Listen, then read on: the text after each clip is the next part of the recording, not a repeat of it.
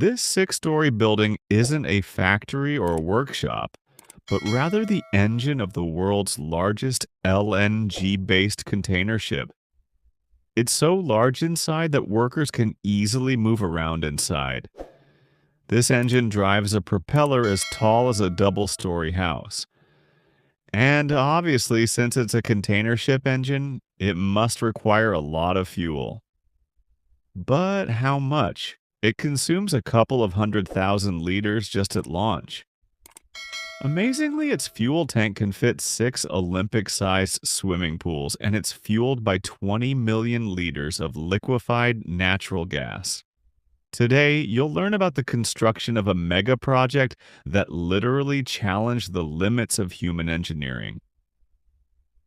Viewers, it's the 21st century, but 90% of international trade still happens by sea, whether it's something as small as a needle or the largest vehicle.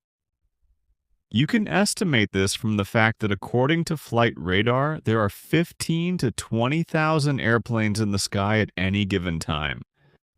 And if marine traffic is assessed, then at the time when this video is being made, an astonishing 308,000 cargo ships are traveling all over the world.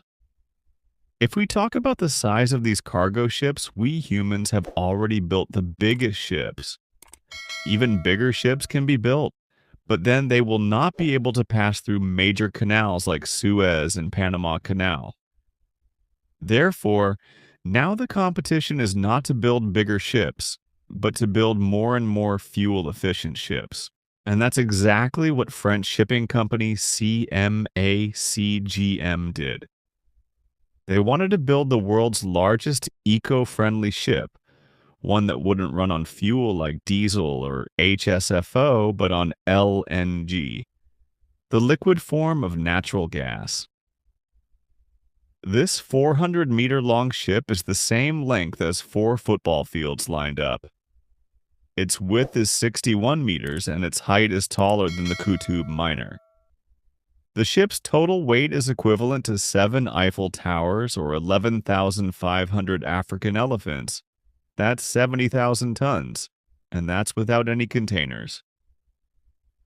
A total of 23,112 containers can fit on this ship.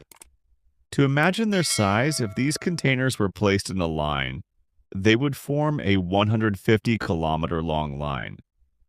But the real challenge wasn't just building this massive ship. CMA CGM had to build 9 such ships in just 2 years. For this work, a shipyard in Hong Kong was chosen, which is 4 kilometers long and presents the view of a small city. Here, 6,000 workers from all over the world work day and night, and each one is given his own different task. But the question is that when normally one ship is built in 18 months, then how will 9 ships be built in 2 years? The simple answer to this is that the ships will be built in pieces, which are called blocks. The foundation of the ship is made of steel sheets so that they do not rust. 12,660 steel sheets were required for one ship. These sheets were cut with a special laser beam, whose heat was 18,000 degrees Celsius. That is 3 times more than the surface temperature of the sun. This laser beam cuts steel like a knife through butter. A total of 880 kilometers of steel strips were cut for a single ship. These sheets were then joined to form blocks. These blocks can range from the size of a room to as high as multi-story buildings. The amazing thing is that these blocks already have pipes, wiring, and other fittings installed. This is the rear section of the outer ship, made from 5 blocks. It weighs 790 tons, equivalent to 2 train engines. 2 joint cranes were used just to lift this section. It was placed on the ship's pre-existing structure with extreme precision. And remember, even a millimeter's mistake can ruin months of hard work. Once the blocks were in place, it was time for a never-ending process of welding.